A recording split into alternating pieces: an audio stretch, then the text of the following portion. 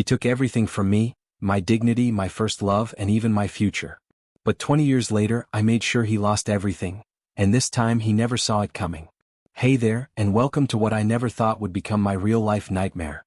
A true story about betrayal, heartbreak, and a courtroom I never wanted to see. Folks around here call me Jake. Just Jake. Don't call me Jacob, alright? Something about that name just sets me off. I was standing in that courtroom, drenched in sweat, staring straight into the eyes of 12 strangers who held my future in their hands. I didn't have the money to hire a lawyer, so I took on the job myself. Defending your own life in court? That's not brave, it's terrifying. I wasn't nervous, I was downright terrified. They were talking 5 years behind bars for assault and battery, and I knew if I messed this up, I wouldn't be seeing freedom anytime soon. And there she was, my wife Vanessa. Sitting on the other side of the room, fingers intertwined with the man she left me for. Her face hard, eyes locked on me with a look that could freeze fire. She was counting on her testimony to seal the deal. To get rid of me for good. Watching them together, it cut deep. Funny enough, the first night I met Vanessa felt like something out of a dramatic novel. Rain pouring, thunder rolling. Almost poetic in a cruel way. Maybe I should have taken that as a sign. A warning. But back then, she was stunning. I was lonely. That's a dangerous combination. She rolled up in this cherry red convertible, a real showstopper of a car. But I wasn't looking at the paint job, I was staring at her. Jet black hair that seemed to shine even in the dim streetlight. She wore this oversized coat, odd for a Los Angeles evening, but the night air had a chill to it. Her car was having issues, kept stalling until eventually it just died completely. It was a Friday around 5 p.m., and I still hadn't figured out what was wrong under the hood. Vanessa, or Nessa, as she liked to be called, was trying to get to San Francisco for her father's funeral the next morning. After that, she planned to race back down for a final exam at UCLA. Her bags were already packed, waiting in the back. I told her I'd stay with it as long as it took. There weren't any other mechanics around by that hour, so I asked her to hold a flashlight while I slid under the chassis and got to work. She didn't say much, and honestly, I didn't expect her to, not with what she was going through. I checked the wiring again and again, testing fuses, cleaning contacts. Time slipped by. By 8 p.m. I finally spotted it, a tiny cracked clip with a loose wire that had nearly escaped my eye. The moment I got it fixed and saw the lights flicker back on, something changed. Electricity wasn't just flowing through the car, it felt like something passed between us. A spark, you know? One of those moments that just hits you out of nowhere. That's when she broke. She started crying, full-on sobbing. The thought of missing her father's funeral, the dread of driving all night through rain and fog, it was too much. I pulled her into my arms and told her not to hold it in. Just let it go. She leaned into me, heavy with grief, and for a moment, we were just two broken people trying to hold each other together. I'll admit, I was caught off guard by how quickly she seemed to feel at ease around me. And honestly, I couldn't hide the fact that I was drawn to her. Just a couple of nights before, I was still with my ex. Yeah, we were out at this downtown dance club when everything blew up. Some tall, built guy, looked like he belonged on a magazine cover, grabbed her by the hand and tried to pull her onto the dance floor. Didn't ask, didn't acknowledge me at all. Just acted like I wasn't even standing there. I stepped in, told him to let go of her, and he responded by yanking my hand off hers like it was nothing. Then he smirked and asked, "What are you gonna do about it?" I didn't say a word, I just swung my steel-toed boot straight into his shin. He went down swearing, and I stood there waiting for my girlfriend to come to my side. But she didn't. Instead, she ran after him, apologizing to him. Called me a grease monkey with no future. And then she left, with him. I've never been one to start trouble, but I'll never tolerate disrespect.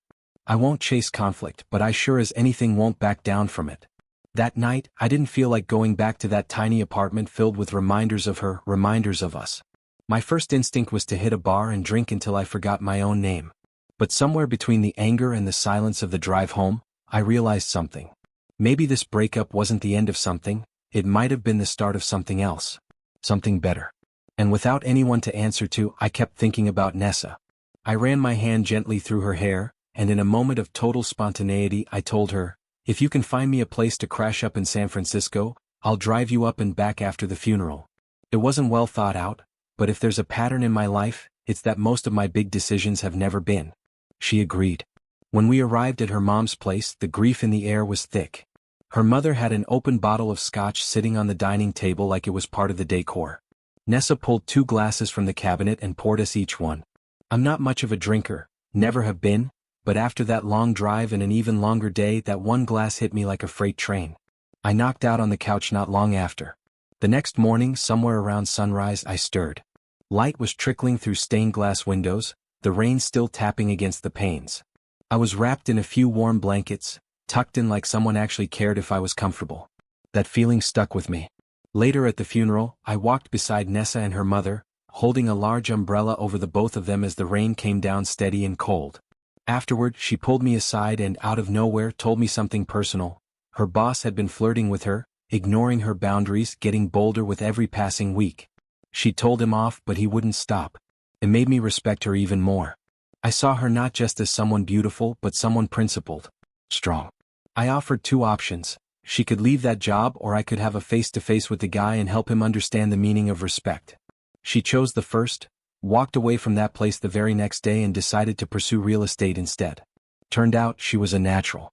Between her brains, her energy, and that kind of sparkle she carried into every room, she became a top agent in less than a year. Around that same time, I left the garage I'd been working at and took a job at a Ferrari shop. Big move for a guy who started out wrenching on old trucks, but I'd gotten good, real good.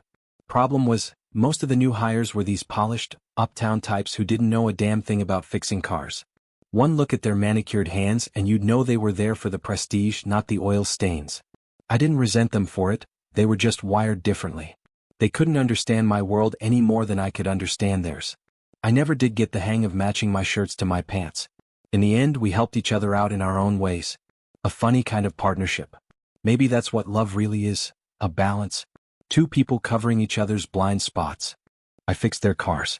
In return, they picked out my shirts so I didn't show up to work looking like a walking toolbox. It became kind of a routine, me covered in grease, them flipping through color swatches like my closet was a runway. Funny how that worked. My wife, Vanessa, and I even built a little home gym in our garage. We worked out together most mornings, and for a couple in their 40s, we were in pretty solid shape, even if my hairline had started to quietly pack its bags. We'd just gotten back from Hawaii, but to be honest, I didn't see much beyond the hotel room and Vanessa's smile. I thought we were happy. I believed we were. But once we were home, she started bringing up the idea of getting cosmetic surgery, things I didn't think she needed. I kept telling her she looked beautiful as she was, but the tears in her eyes told me it wasn't about what I saw, it was about what she didn't. So I opened my wallet. Meanwhile, she threw herself deeper into work. Her real estate hustle took off. She started making double what I brought in, but at a cost. She was gone more. Long hours. Late dinners if she made it home at all. I was the one cooking meals, running school pickups, trying to keep the glue of our family from cracking. And then, there was the scent.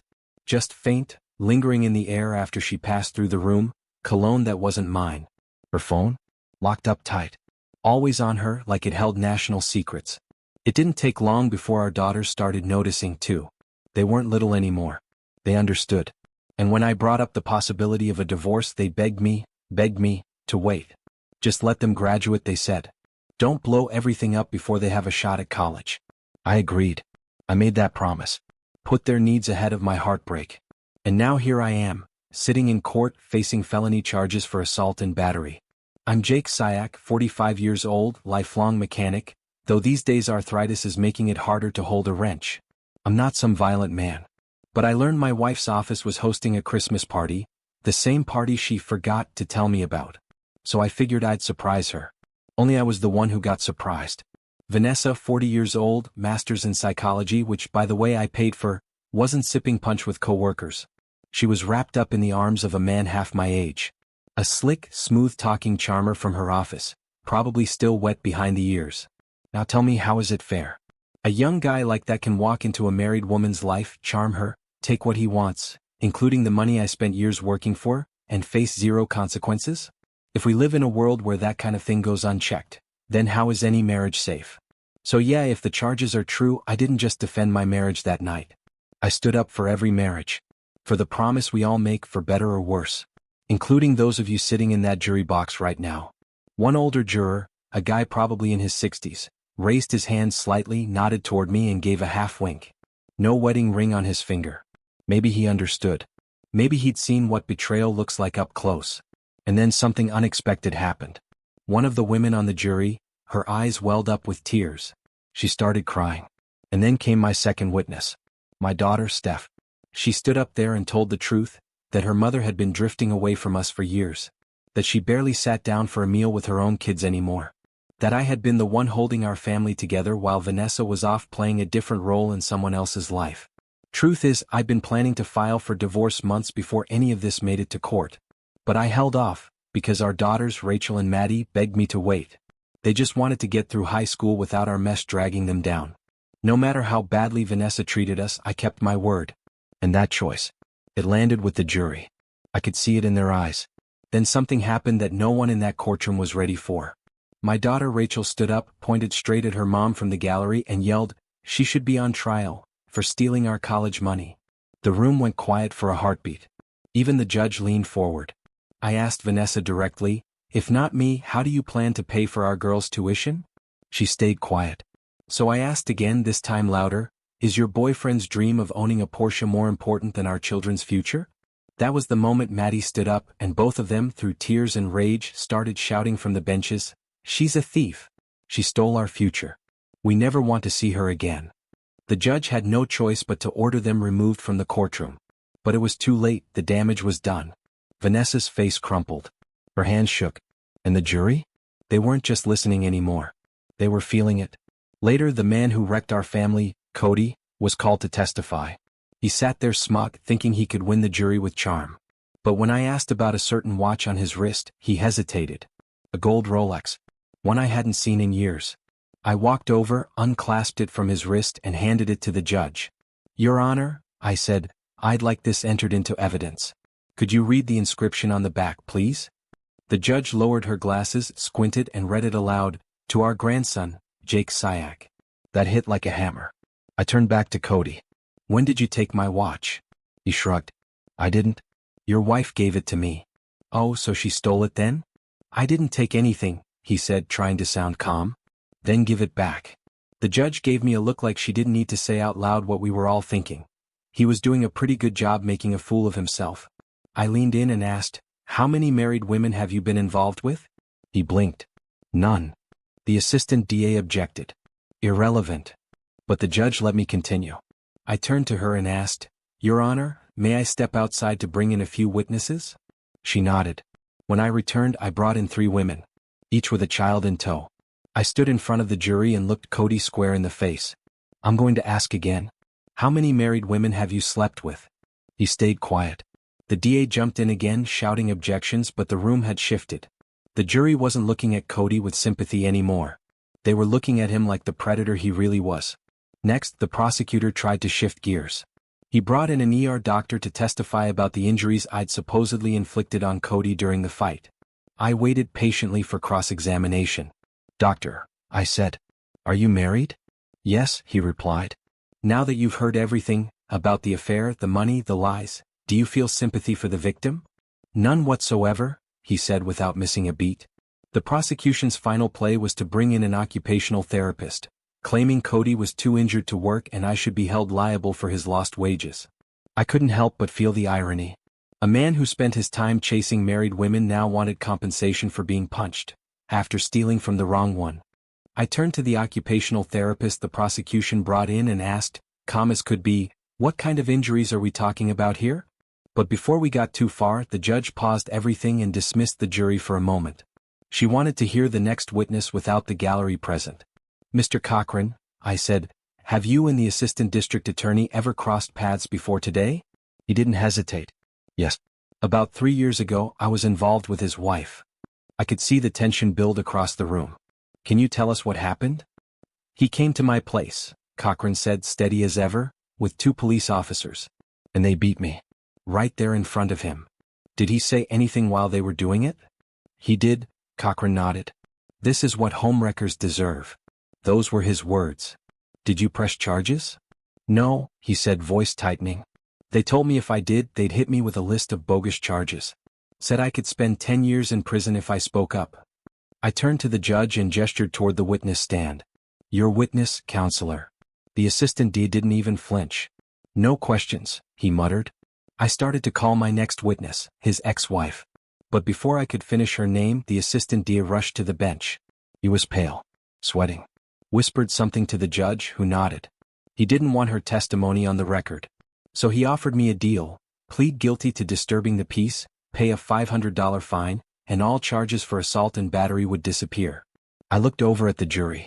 The same group that had watched my wife lie, saw my daughters cry, heard the betrayal with their own ears.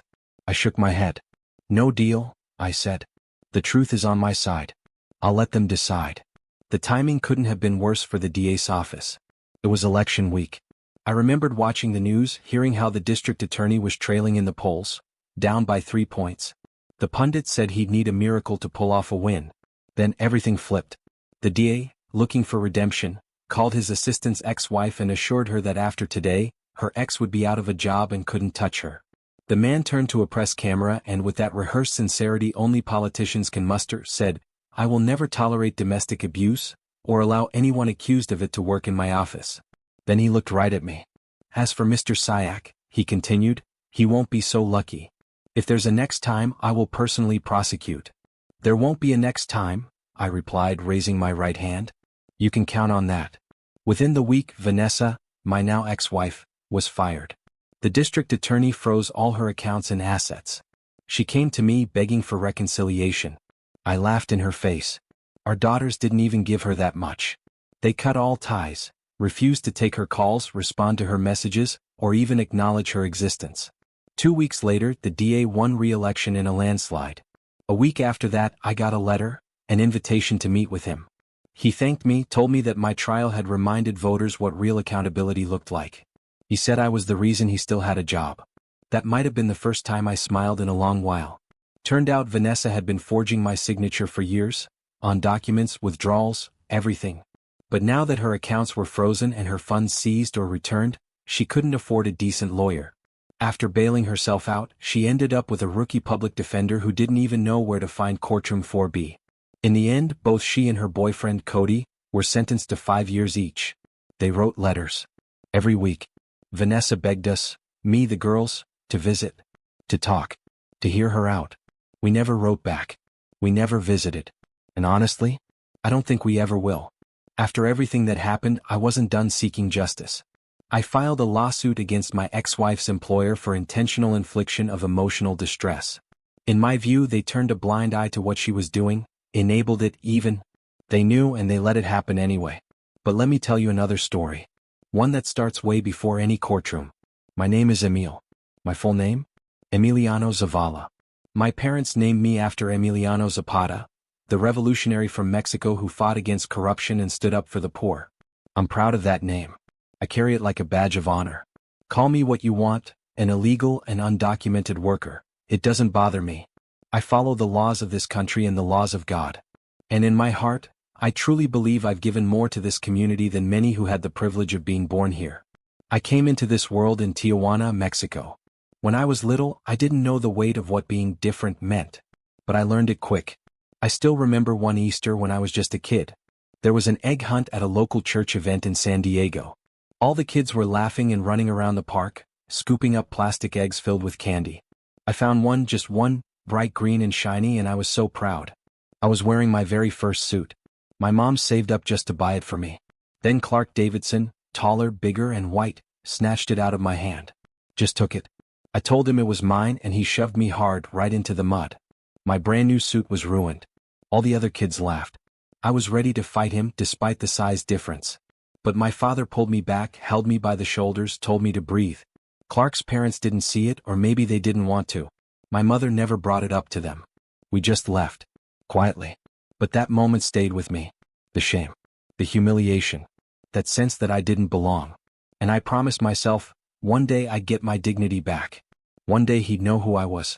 My mother worked as a housekeeper for the Davidsons, who owned a dress manufacturing business in LA's garment district. They treated us okay on the surface, but their son? Clark never changed. He was the same cruel boy who grew into a smug, spoiled man.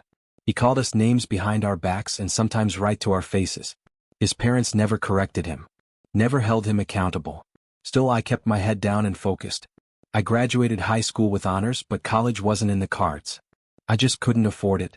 So I went to community college, studied hard, and even won the math award my second year. I was proud of that, still am. Now, at 24, I work as a personal bookkeeper for a multimillionaire. The twist? That millionaire is Clark Davidson. The same boy who shoved me into the mud now signs my checks. I don't make a fortune, not yet. But I do my job well and I know I'm good at what I do.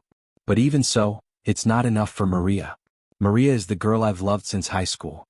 She was just a sophomore when I first met her. I helped her with math and she taught me to dance. Dancing meant everything to her. I was her escort at her quinceañera, her 15th birthday. I wore a borrowed suit and shined my shoes so hard they nearly reflected the sky. I've loved her ever since. She's 23 now, beautiful as ever, with these expressive eyes and a fire in her soul. With some help from my Aunt Rosa, who works as a waitress at a high-end restaurant in Beverly Hills, Maria landed a job first washing hair, and later as a full-fledged beautician at a luxury salon. She's good. Really good. She started building a client list of LA's wealthiest women, actresses, influencers, plastic surgeon wives. And every day she came home with stories. About designer handbags, penthouse views, private jets, and weekend getaways in Tuscany. And I could see it.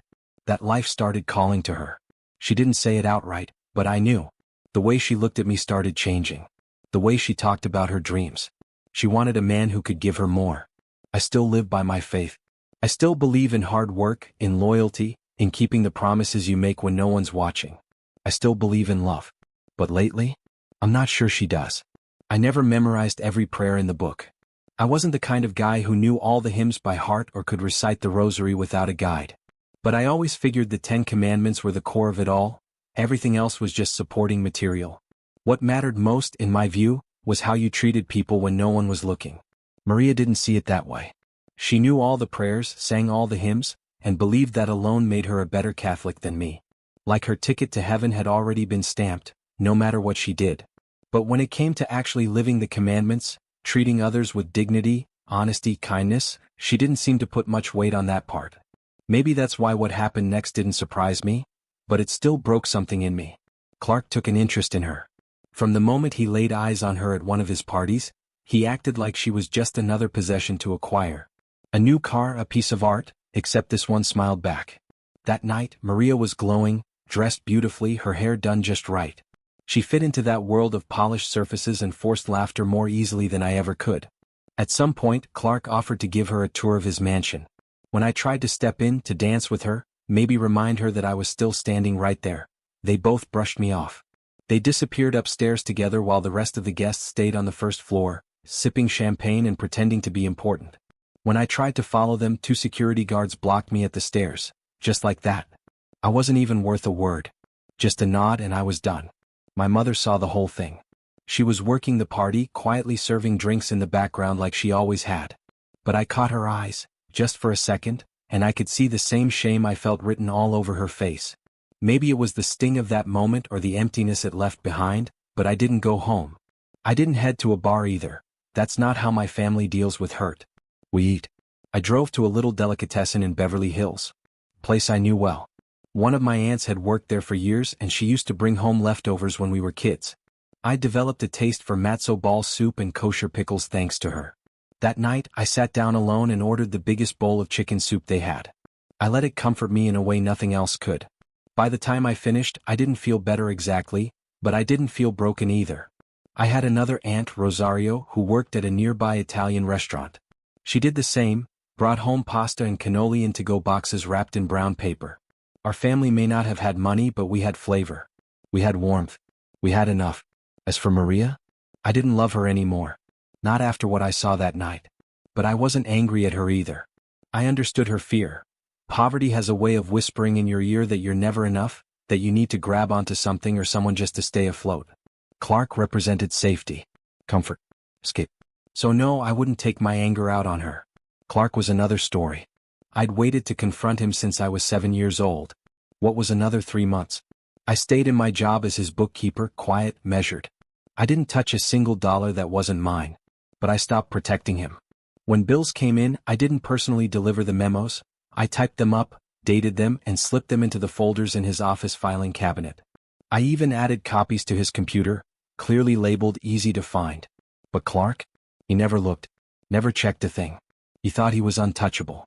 He thought I was invisible. That was his first mistake. Eventually I stopped paying rent. Stopped covering my bills. Truth is, when you've never qualified for a credit card thanks to your status, There's a strange freedom in that. No credit score means no creditors to chase you down. Just silence. And I was fine with that. I had a plan. I started spending my nights at one of my uncle's bars in downtown Los Angeles. Not the fancy kind. This one sat on the edge of a tough neighborhood where most people kept their heads low and worked with what they had. A lot of the regulars were immigrants just like me, just like my parents. The place was under the protection of a man named Enrique. He was known around those streets, not just for his size or his presence, but for the way his black Escalade seemed to float down the block like it owned the pavement. He came from the same village as my family. One of my cousins even married into his. Years ago, when I won a citywide math contest, Enrique handed me a crisp $100 bill and said, "If you ever need anything, you come find me." Back then I kept my distance. I knew what he did. But now I needed help. Meanwhile, Maria kept showing up like clockwork every Friday at 6 p.m., swinging by the apartment just long enough to drop off her laundry and pick up the clean set I had washed. Clark liked to joke about it at work, how I was still folding her clothes like some obedient servant while she spent her weekends wrapped around champagne bottles and VIP wristbands. It was humiliating. But I kept my head down. Because revenge, if you're going to do it right, has to be cold. So on a Friday, 3 months after I started laying the groundwork, I threw out everything she owned. Every piece of clothing, every shoe, every perfume bottle she left behind. Then I walked to the landlord, handed him the keys and told him he could keep the deposit. That night, I crossed the border back into Mexico. A few days later, the first domino fell. Clark got into a car accident. Nothing major, just enough to get the cops involved.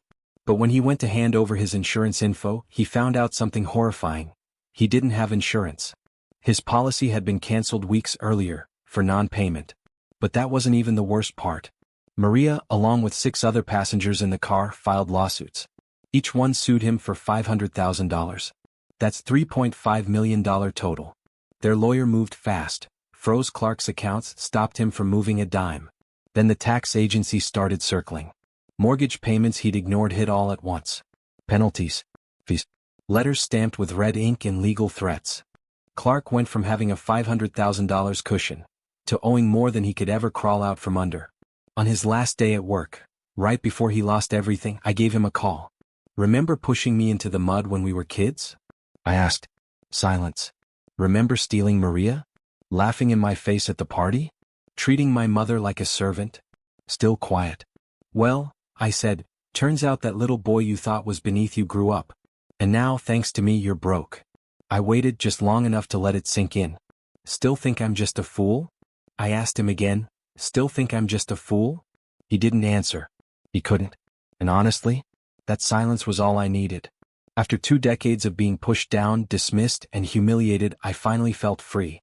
The weight I'd carried since childhood, the shame, the anger, the constant question of what if, lifted off my shoulders.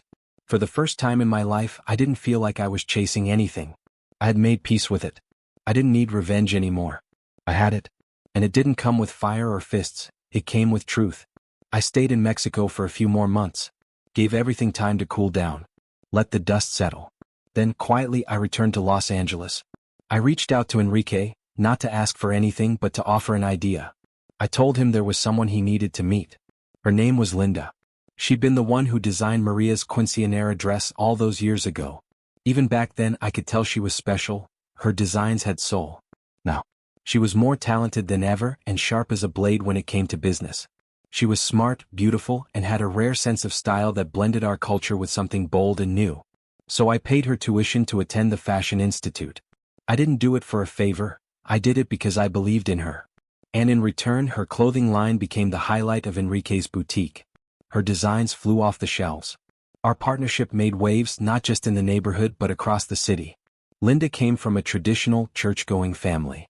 Her father was a high school math teacher, and the first time I met him, we ended up talking about trigonometric functions over coffee and flan. It's funny how life circles back. I spent so much of my youth trying to prove myself through numbers, and now here I was bonding with a father over the same language I once used to escape. We weren't dating at first. Not officially. But everyone around us could see it. The way we talked, the way we supported each other, the way her hand lingered on my shoulder when we laughed. It all said the same thing. We weren't dating. We were almost engaged.